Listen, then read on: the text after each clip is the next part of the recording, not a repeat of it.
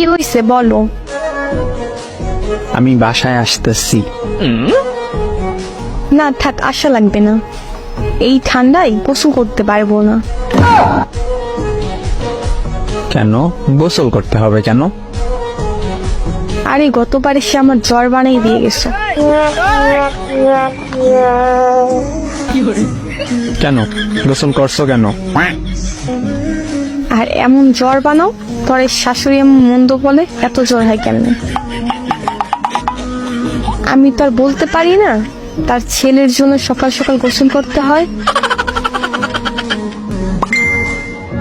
আরে আমি সেইটা বলি নাই, মানে এই জন্য আসবো না।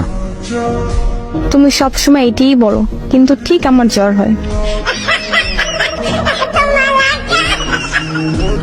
আরে সত্যি বলতেছি।